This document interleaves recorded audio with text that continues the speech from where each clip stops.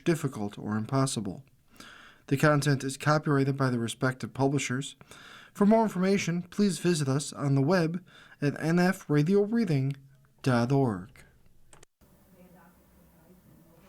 Hello, this is Margaret Mack, and for the next hour I'll be reading from the January 31st to February 5th issue of the Buffalo Criterion on the Niagara Frontier Radio Reading Service. And the front page article, Mayor Ryan issues executive order prohibiting city participating in federal civil immigration enforcement. Buffalo, New York. Mayor Sean M. Ryan today issued his first executive order, formally prohibiting the use of the City of Buffalo personnel or resources for federal civil immigration enforcement and reaffirming the city's longstanding commitment to ensuring the safety, dignity, and legal protections of all residents, regardless of immigration status or country of origin. The executive order applies to all city departments and codifies existing practices already followed by the City of Buffalo. It makes clear that federal civil immigration enforcement is the responsibility of the federal government while preserving the city's ability to cooperate with criminal law enforcement and comply with all applicable federal, state, and local laws. ICE is creating fear and confusion across the country, including among U.S. citizens and other people who are here legally. And that fear is undermining public safety, Mayor Ryan said. This executive order makes clear that the City of Buffalo will not participate in federal civil immigration enforcement, so that no one is afraid to report a crime, call the fire department, or walk into City Hall for help. Anyone who lives in Buffalo has a right to our services, and our city government will never be used to intimidate or target residents. The order prohibits city personnel, funds, and resources from being used for federal civil immigration enforcement, bars city employees from collecting immigration status information, except where required by law, limits access to non-public city facilities absent a valid judicial warrant, and directs departments to protect due process rights for individuals in city custody. It also requires annual reporting to the mayor on requests from federal civil immigration authorities and mandates department-level training and implementation. Importantly, the executive order does not affect the city's ability to enforce criminal laws or assist with criminal investigations. The city will continue to honor judicial warrants, arrest individuals accused of violent crimes, and comply with all legal obligations. The executive order takes effect immediately. And the next article is in regard to state resources. It's by Crystal Peoples-Stokes. Big wins for Buffalo in governor's budget. One of the New York State Legislature's most important responsibilities is reviewing, amending, and approving the governor's annual budget. After a first look, I believe Governor Hochul delivered Buffalo and our people a lot of big wins in this budget.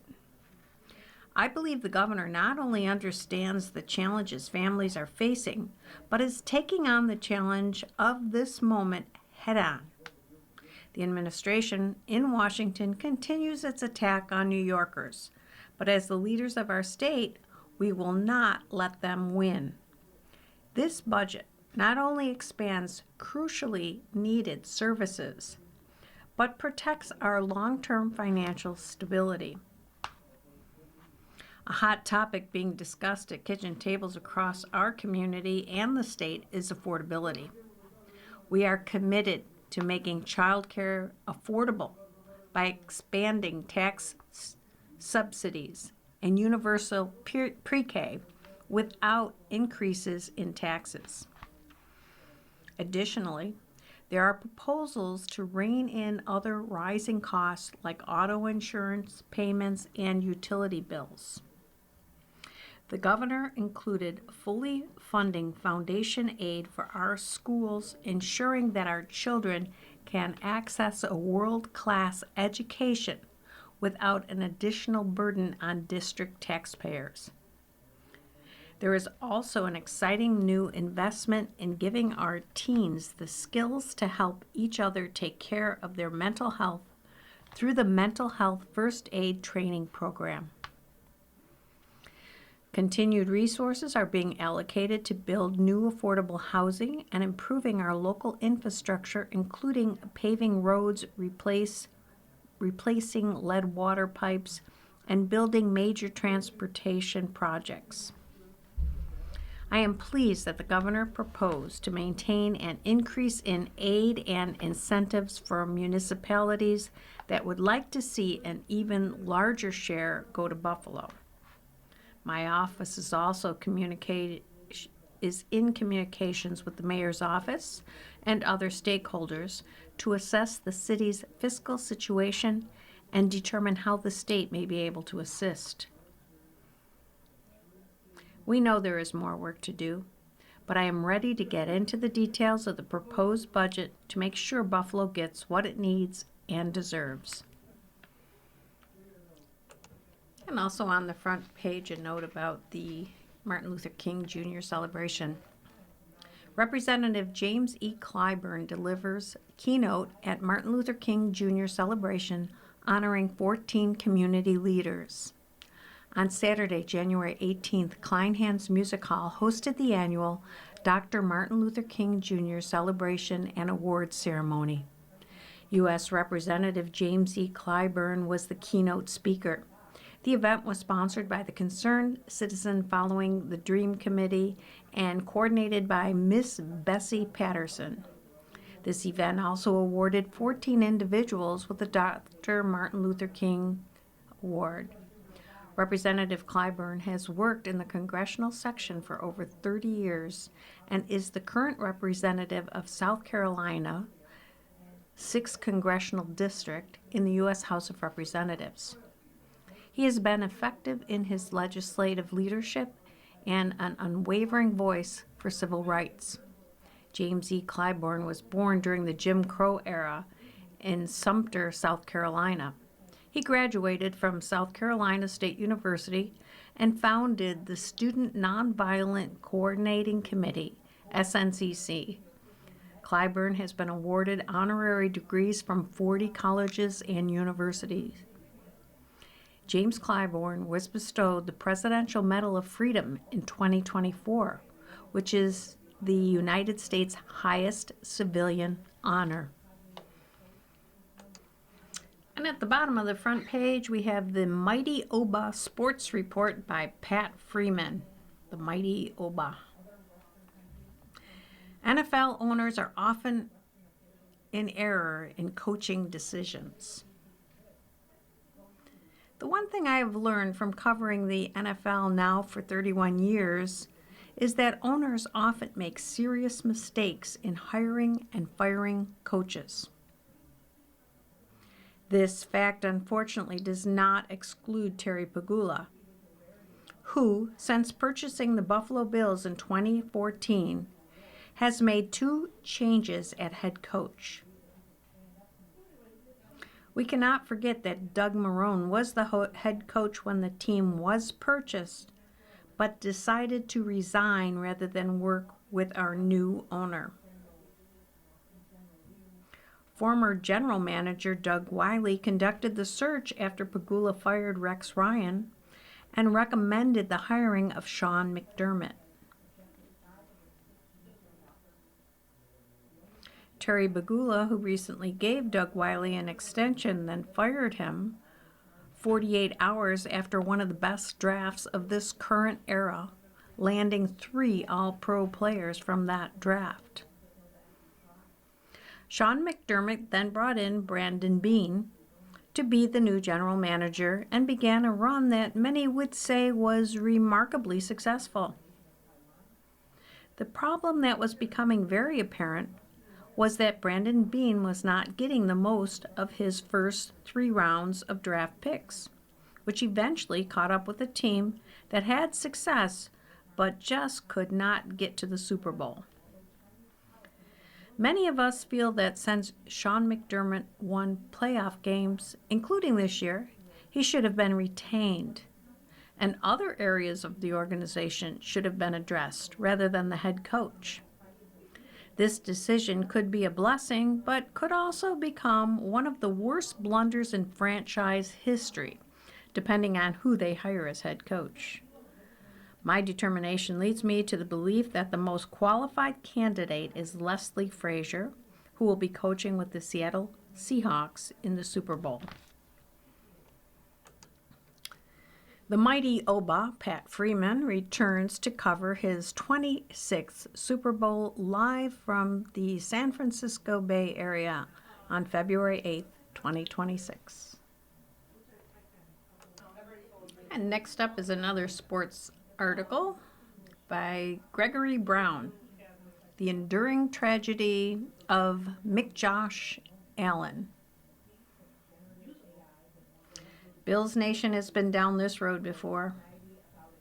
However, it still doesn't ease the pain of another heartbreaking playoff exit, this time to the 1-seeded Denver Broncos, 33-30.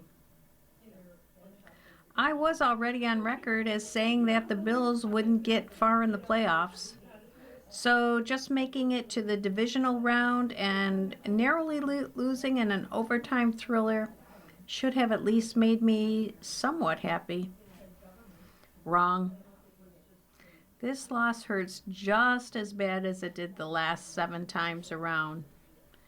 And even when we've solemnly sworn not to allow ourselves to become so caught up, to remain aloof and emotionally detached, so many, like me, still wind up drinking the Kool-Aid. And immediately thereafter we become true believers, thinking that this time around it will be different.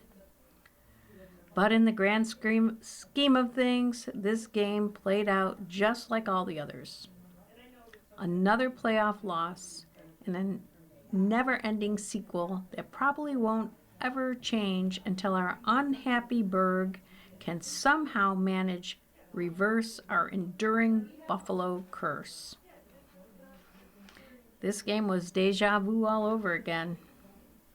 In some ways, these constant playoff losses are a continuing tragedy with an almost Shakespearean quality to them.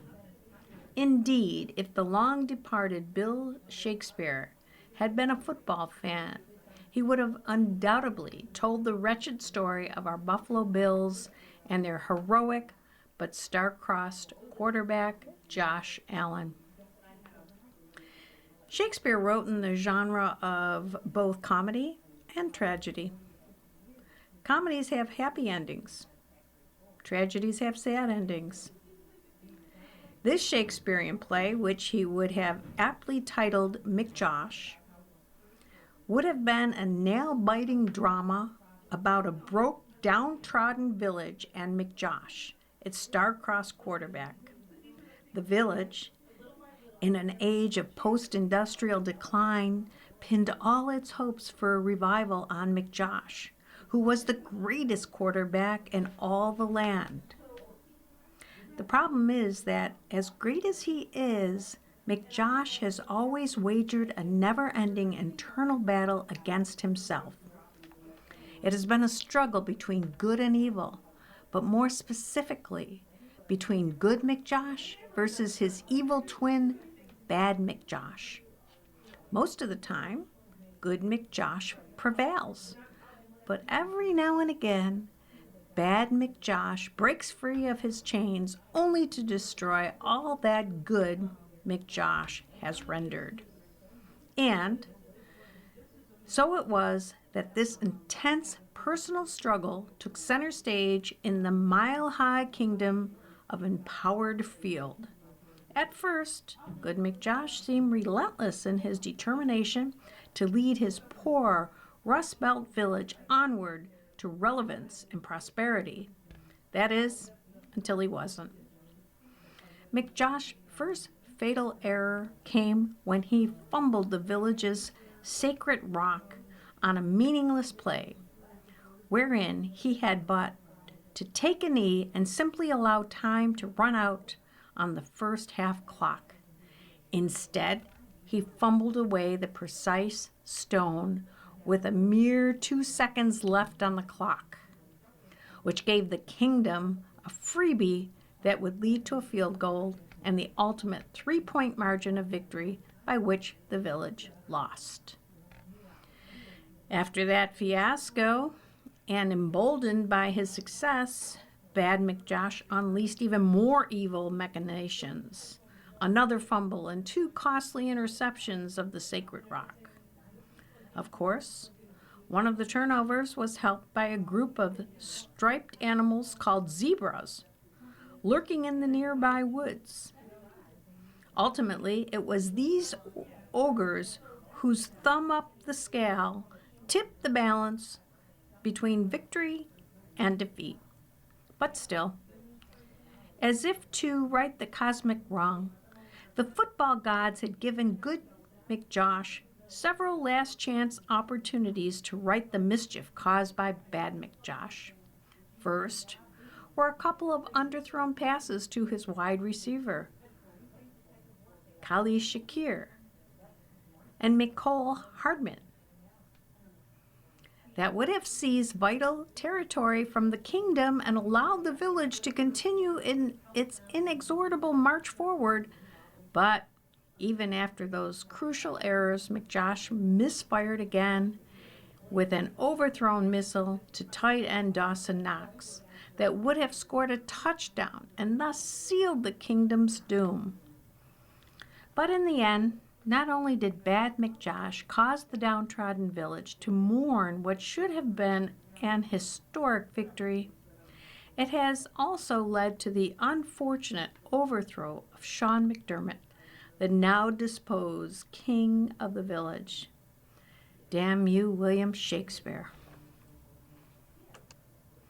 You are listening to a reading of articles and features from the Buffalo Criterion on the Niagara Frontier Radio Reading Service. And next we have the column Towards a Better Life by Eva M. Doyle. The Emsley Street Fire. There was a devastating fire on Emsley Street at the corner of Broadway at the old St. Anne's School on January 15, 2026. At the time the fire started, I was watching television at about 3 p.m. and I heard several fire trucks coming down the street. At first, I did not think much about it because we often have a number of fire trucks coming down the street. However, several fire trucks were coming down the street at a fast pace. I went to the door and looked down the street toward Broadway, and what I saw stunned me. I stood on my porch and I saw flames shooting up high into the sky. They were extremely high and bright orange. The St. Anne's School was still on the corner of Emsley behind the St. Anne's Church for many years, as long as I had lived down the street. It was a very historical church. Many of the neighbors talked about how it was a mainstay of the community for many years. Seeing the school go up into flames was very sad. There were so many memories there for so many people. I live at the corner down the street. My oldest granddaughter attended and graduated from St. Anne's School, and I attended her 8th grade graduation, which was a beautiful ceremony. All the students wore uniforms. My oldest daughter went there in grade school. It was a good school, graduating many students over the years. Many people interviewed after fire recalled memories of the school. Even if they did not go there, they knew someone who did.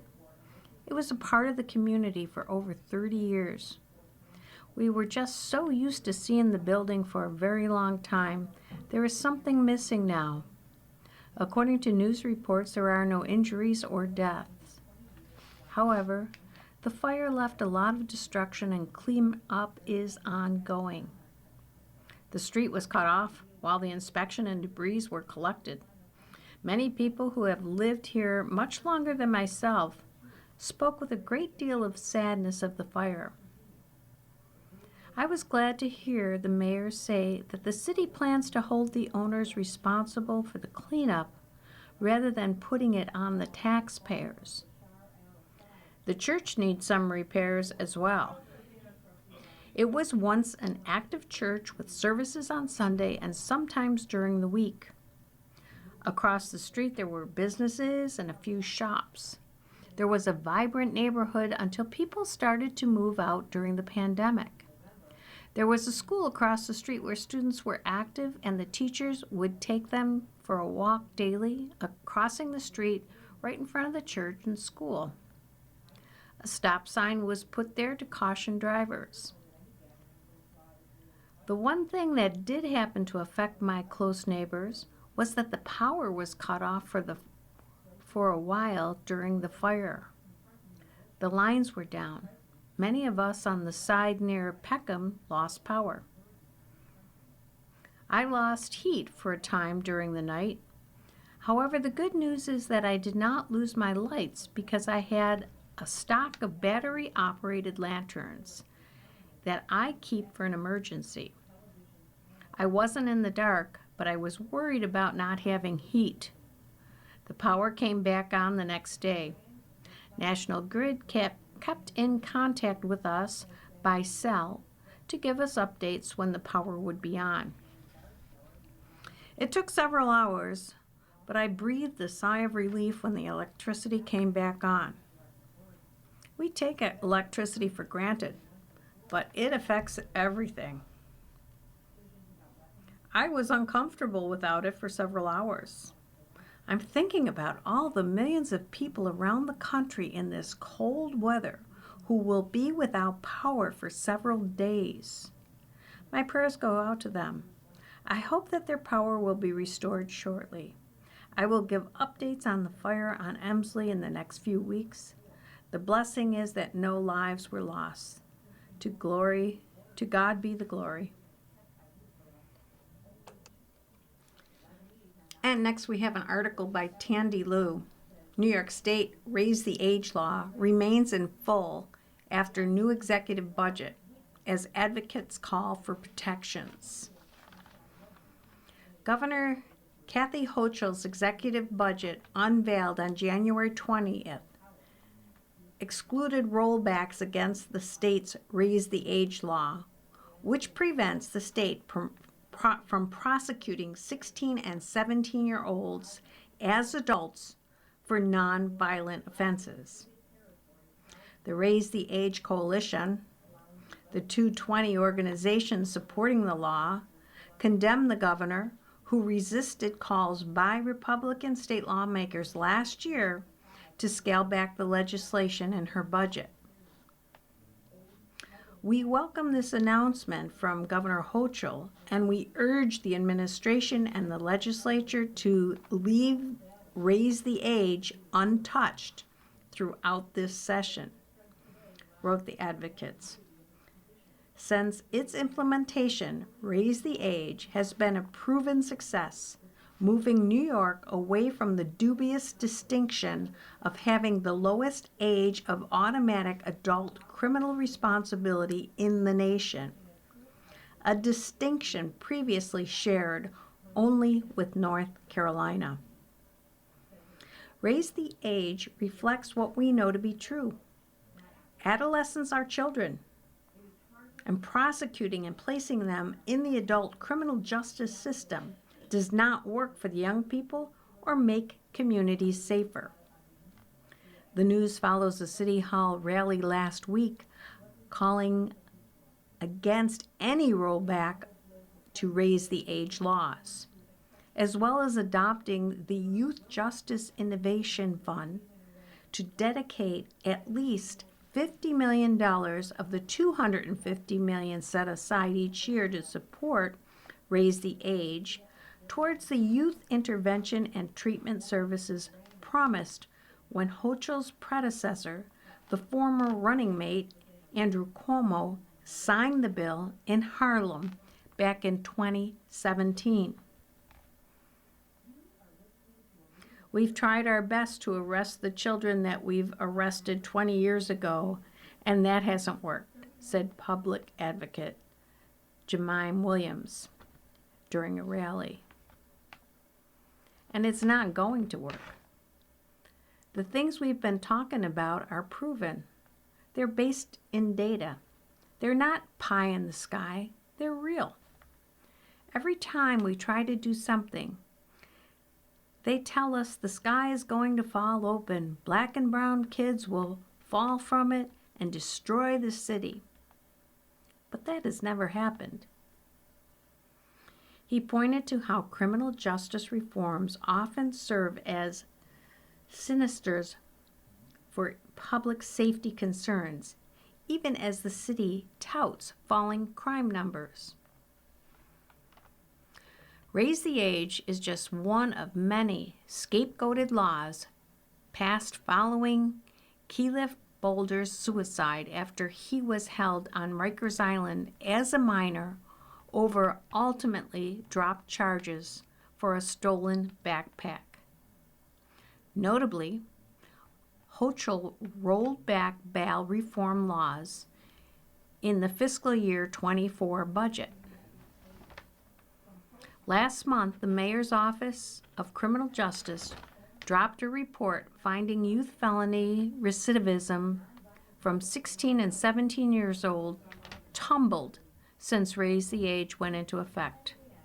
The legislation activated for 16-year-olds in 2018 and for 17-year-olds in 2019. And next, in local news, NOCO shares important furnace reminders for homeowners. Tonawanda, New York. With Western New York communities experiencing an abundance of snowfall in recent days and more on the way, NOCO is sharing a few winter weather reminders for homeowners. The first is to make sure your home's furnace vents are not blocked with snowdrifts. These vents are typically white PVC pipes located on the side of your house, which allow your furnace to properly exhaust.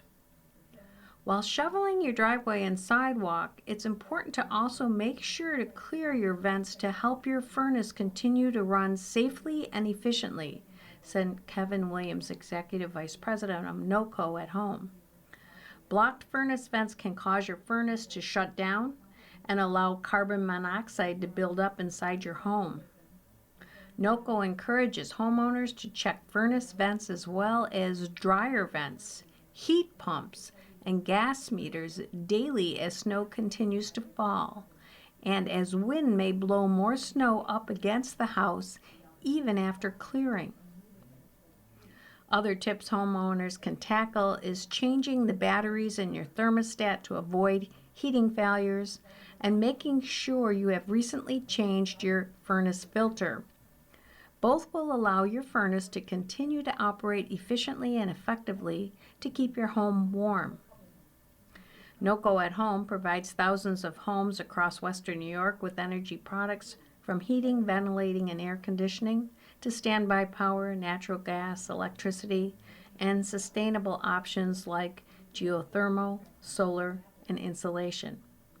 For more details or to schedule service or a home energy assessment, call NOCO at 716-466-6626. You are listening to a reading of articles and features from the Buffalo Criterion on the Niagara Frontier Radio Reading Service. And next we have an article by Ben Jealous. Remembering the Revolution, Lessons for Today. In a state where towns revisit old stories and cities reel from new ones, America's 250th asks what it really means to be free. In Minnesota this winter, amid the steady stream of grim headlines out of Minneapolis, One story barely made it beyond Duluth city limits. The Duluth News Tribune and other regional outlets are inviting residents to dig into the city's archives, retell old stories, and share plans for America's upcoming 250th anniversary. Town halls are discussing parades, local museums are planning exhibits, families are marking the milestone in small, thoughtful ways. Amid the snow and long nights, there is a quiet insistence on remembering, on telling the stories that matter. And yet, not far away, the news tells of lives ended,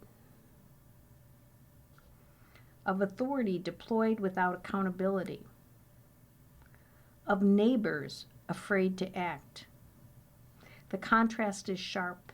It is both a blessing and a wound. This year, as America approaches its 250th anniversary, the circumstances that led our ancestors to rebel feel more familiar than they should.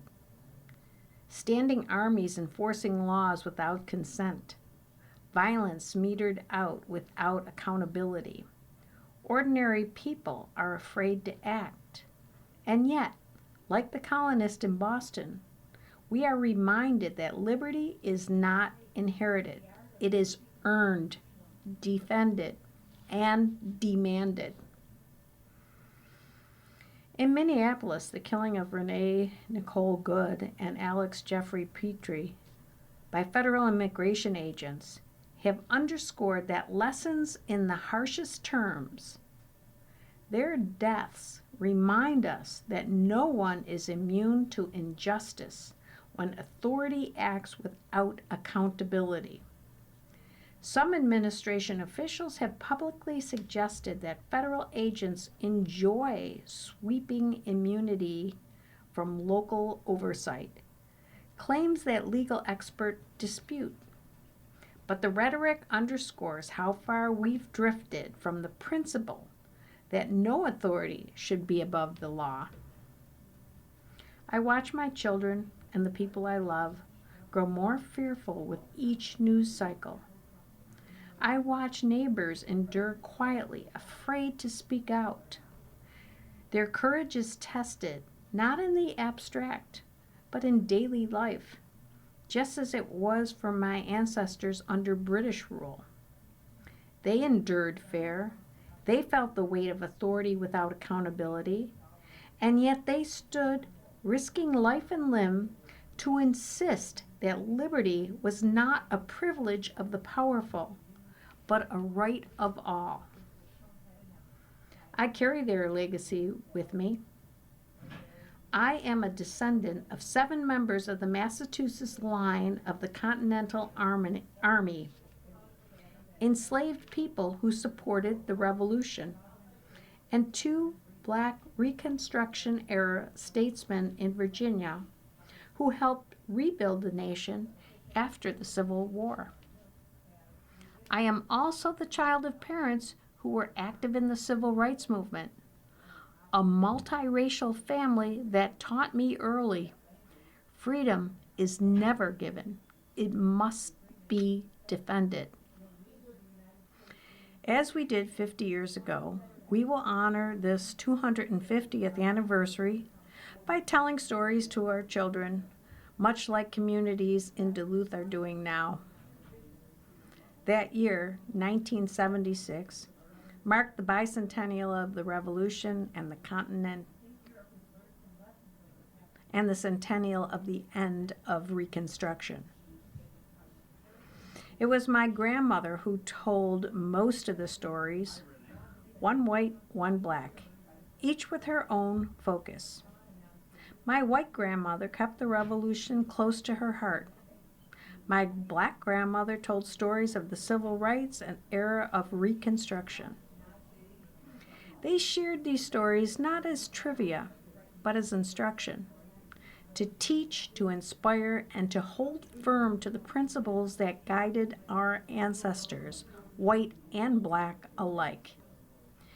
In their different stories, the same thread ran through both. The American principles that led our ancestors to throw off kings also made it possible to throw off slave owners. Liberty, they showed us, was never limited to one race, one time, or one struggle. Our nation's story is one of struggle and perseverance. For people across races, religions, and walks of life, liberty has always been contested. The ideals of the revolution were aspirational from the start, limited by the exclusions of the time, and extended only through centuries of struggle. Abolition, civil rights, voting rights, labor rights, and the ongoing fight for accountability and justice for all. As cities plan parades, concerts, and tall ship flotillas for the 250th, we should ask who will be invited to the stage and whose stories will be told. Celebrations of liberty mean little if they erase the struggles that made it possible or ignore freedoms still denied today. The deaths in Minnesota are not merely local tragedies. They are a call to the conscience of every American. They remind us that the revolution, the effort to defend freedom as something real and universal, is not over. It didn't end on a battlefield, and it didn't stop with another fireworks display. So when we tell stories this year, let's do it as my grandmothers did. Let us tell history to the children as instruction for the America we must all build together again. Ben Jealous is a professor at the University of Pennsylvania and former national president and CEO of the NAACP. And our next article is written by Betty Jean Grant. Let's talk about it. Humboldt Parkway and the Kensington 33. East Side Parkway Coalition's Community Engagement Town Hall meeting is Wednesday, February 18th, 2026, 5 to 7:30 p.m., Frankie Merriweather Library at 1324 Jefferson Avenue, Buffalo 14208.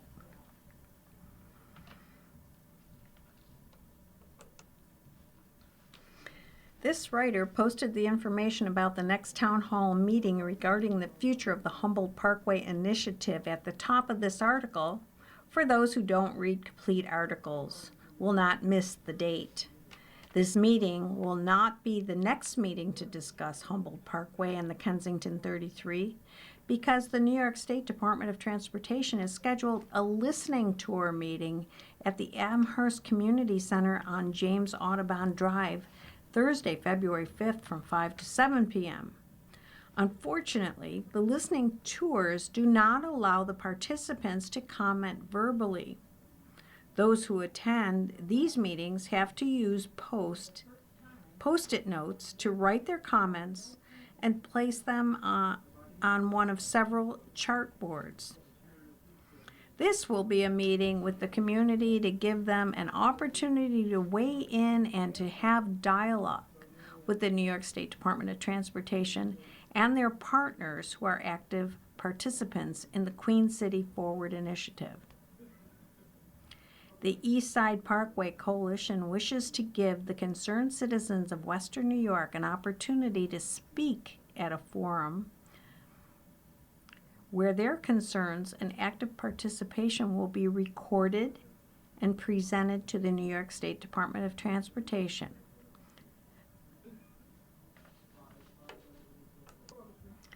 This town hall is needed for them to consider adding the verbal and written comments to the information they will be gathering as they begin to develop the environmental impact statement that has been called for by a sitting state Supreme Court judge. for by a sitting state Supreme Court judge. According to information presented at the meeting in Cheektowaga on January 22nd, the environmental impact statement is scheduled to be completed in 3 years, or by winter of 2028. The community information gathering and engagement will be completed by the end of this year, while the scoping, drafting, and final portions of the environmental impact statement will be completed by the final 2 years, concluding in 2028. For those of you who are wondering what happened to the movement to construct a tunnel or to fill in and completely restore the expressway, everything was taken off the table when it was discovered that nothing could go forward until an environmental impact statement was completed. Several months ago, Governor Kathy Hochul asked for a reset, and according to New York State Department of Transportation, assured the residents of Humboldt Parkway and the community overall that all 10 options, including full restoration and the tunnel, will be considered. And we have a reminder from the Assigned Counsel Program of Erie County, New York. If Child Protective Services contacts you, call our free legal advice hotline Monday through Friday from 8 to 4 p.m. Our phone number is 716-846-1181. What are my rights in a Child Protective Service investigation? 1. You have the right to know the details of the allegations made against you. 2. You have the right to speak with an attorney before speaking with Child Protective Services. 3. You have the right to refuse Child Protective Services entrance to your home without a court order. 4. You have the right to keep your immigration status private. 5. You have the right to an interpreter if one is needed. 6. You have the right to refuse mental health or drug test evaluation without a court order. 7.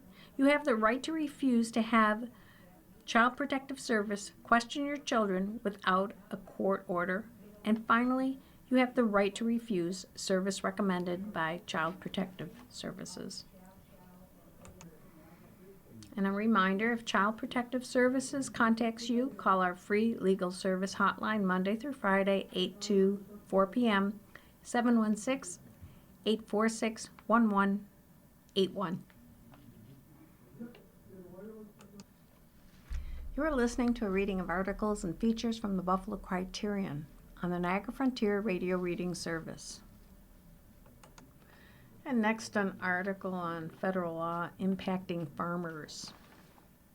Federal actions threaten New York's farms and food production. New York farmers are under increasing economic and financial pressure because of federal policy changes, including higher tariffs, cuts to certain agricultural programs, and stricter immigration enforcement policies, according to a report released today by New York State Comptroller Thomas DiNapoli. These challenges could diminish farm production, squeeze profits, and lead to higher prices for consumers. There is a real concern in rural New York about federal cuts, tariffs, and labor shortages, said DiNapoli. New York's farms are a vital part of the state's economy and our local food supply, and we need policies that strengthen, not undermine, their production, and that lower, not drive up prices in the grocery store. Agriculture is an important part of the state's economy. New York's 30,650 farms contribute nearly $3 billion to the state's gross domestic product in 2022 and employed or supported 163,148 jobs in 2019.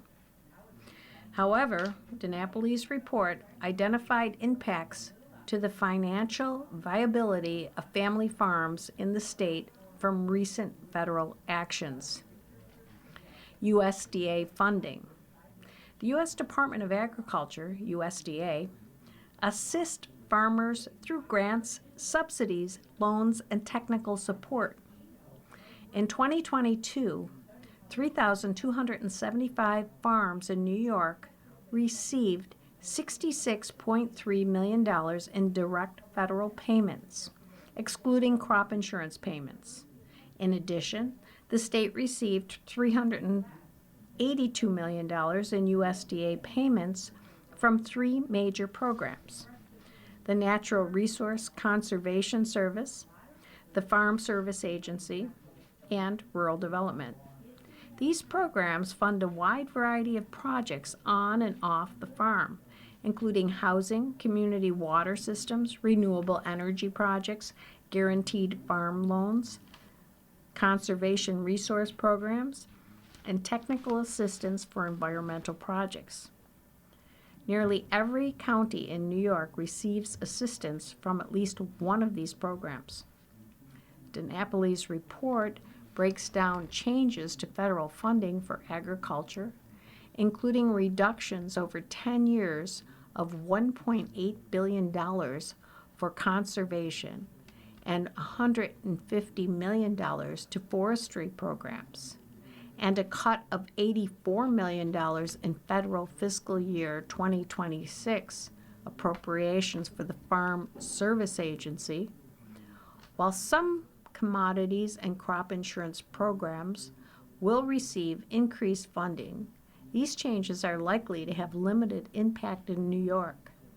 New York's dairy sector may be the only local commodity to see a significant benefit, since most programs are geared toward crops like sugar, wheat, and cotton, not widely grown in New York. Inflation, coupled with flat funding for other programs, may undermine USDA's support for farmers and rural communities in New York.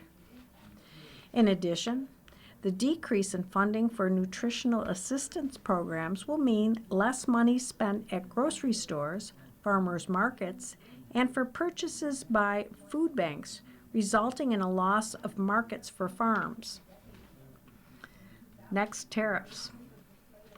Tariffs are impacting farmers, affecting their ability to sell their product around the world, and increasing the cost of supplies and equipment for farms that already operate on thin margins. New York dairy exports declined by as much as 12% in the first half of 2025 versus 2024. And U.S. soybean sales to China dropped from 985 million bushels in 2024 to 218 million bushels in the first 8 months of 2025. DiNapoli's report found that prices have climbed for imported fertilizers, steel, and farm equipment.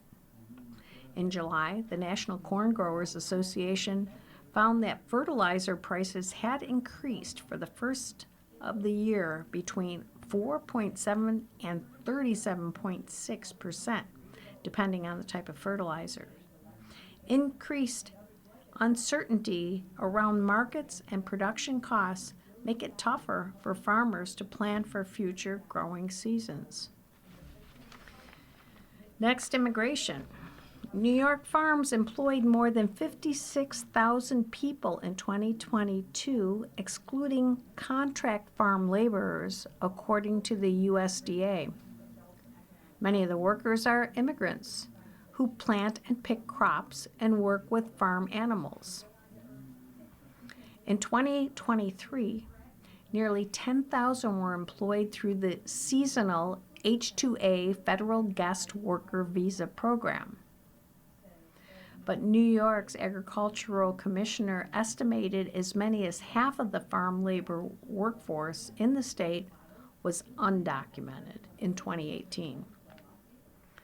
Recent immigration enforcement has been a concern for many farmers, especially those in the dairy industry. Even the U.S. Department of Labor recognizes this as a serious issue for the nation's food supply, saying there could be significant disruptions in production cost and it threatens the stability of domestic food production and prices for U.S. consumers. The report noted that the loss of farm employees at critical points in the growing season, or in the case of the dairy farms at any point in the year, could devastate individual farms.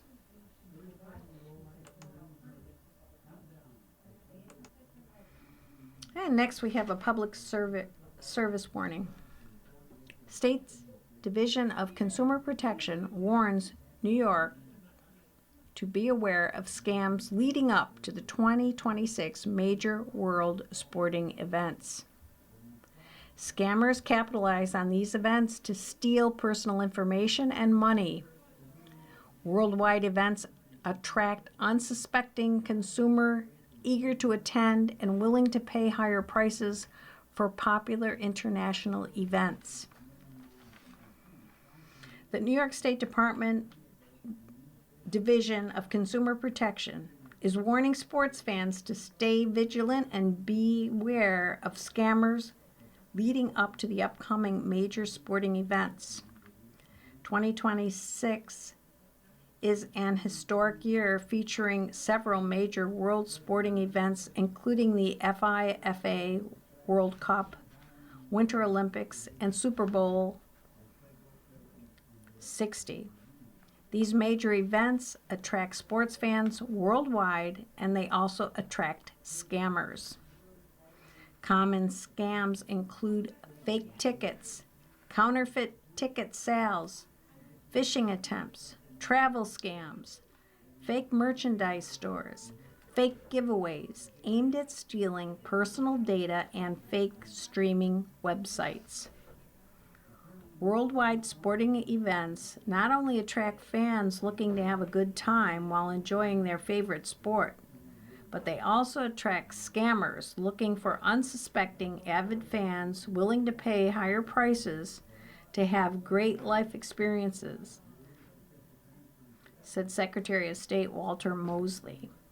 With so many ticket selling venues going mostly digital, we've seen a rise in digital scams, phishing attempts, and fake merchandise ads.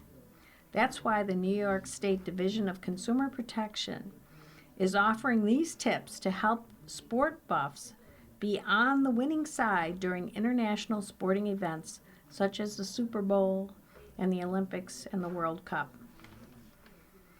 Tips to avoid scams around major sporting events. Pay attention to phishing attempts. Phishing attempts and digital scams often surge around major sporting events as scammers exploit heightened public interest, urgency, and emotional engagement. Phishing emails, calls, websites, or texts often masquerade as official organizers to steal personal information, login credentials, or banking details. Scammers use phishing communications that commonly feature fake ticket sites, fake travel deals, malicious streaming services, and promises of a fake prize, sweepstake, or lottery win. To avoid phishing, always verify the source and never click suspicious links. Download unexpected attachments or provide personal information in response to unsolicited requests. Buy event tickets from official sources. Check out the official major sporting organization's website, like the NFL, Winter Olympics, or FIFA, for information on how to buy tickets. Scammers may also create fake websites that look like official ones, so always check if it's a legitimate website by reviewing the URL, the company's contact information, and the website's privacy policy. Scammers often use misleading characters and arrangements in their URL to resemble legitimate-looking websites. Remember to confirm that the website's URL matches the company's name and there are no unusual spellings. Watch out for fake tickets. Scammers deceive unsuspecting consumers with non-existent tickets that are promoted on social media. Fake websites and online marketplaces like Craigslist, eBay, Facebook Marketplace, and Instagram. They may even send you convincing-looking screenshots, barcodes, or confirmation emails. Watch out for resellers who request payment from outside the official ticket platform. Only buy resold tickets through official platforms. Many official ticket sales agents now offer resale options as well. Reputable ticketing platforms have built-in systems that allow resellers to list and transfer digital tickets within the platform, as well as facilitate payment transfers. Unverified sources can be risky. Verify the seller. Research the seller and check for reviews and their reputation online. Check for a physical address and phone number. A legitimate seller will have a real address and a phone number where you can contact them. Also, verify the ticket details. Ensure the ticket details such as the event name, date, and time match the official event information. If you are not buying directly from the venue, check to see if the seller is a licensed ticket reseller by visiting our website. Licensed ticket resellers are required to disclose they are licensed on their website. You can also look up the seller on verifiedticketsource.com to confirm you are buying from a National Association of Ticket Brokers member resale company, which require its members to guarantee that every ticket sold on their website is legitimate. Beware of low prices and added fees. Don't let the excitement of finding a good deal on a ticket cloud your judgment. Federal law prohibits unfair and deceptive junk fees for tickets and short-term housing. Scammers may set up fake travel booking services, hotel websites, and group packages that take advantage of high demand for accommodations. Use only reputable official channels to book your travels, scrutinize suspicious low prices, and avoid direct wire transfers to unknown individuals. Make sure to research the average tickets being charged for the event and surrounding hotels, and be careful to ensure that no extra fees are added during your transaction. Remember, if it looks too good to be true, it probably is. To report fraud to the Federal Trade Commission, visit reportfraud.ftc.gov. Consider paying with a credit card. Credit cards generally offer more protection than other payment methods like debit cards and payment apps. If you ever need to dispute a charge, scammers often want you to pay with payment apps, prepaid gift cards, or cash, since these payment methods are untraceable and may not allow you to stop a payment or reverse a transaction. Use a strong password. Many stadiums and venues only accept digital tickets accessed through an app. Be sure to use a strong, unique password and enable two-factor authentication to ensure a scammer can't hack into your account and steal your ticket. Beware fake merchandise shops. Sporting fans are prime targets for fraudulent merchandise scams, especially during major events. Scammers often create unofficial online stores that mimic official shops to sell counterfeit, low quality, or non-existent merchandise. To avoid these scams, purchase only from official partner retailers. Check for holograms on packaging. Avoid deals that seem too good to be true, and never pay with wire transfer or prepaid cards. Avoid fake streaming websites or apps. With a surge in demand to stay updated on these major sporting events, scammers may offer malicious websites and apps that claim to offer free live streams, live updates, scores, or exclusive. Hello, this is Mark Ryer.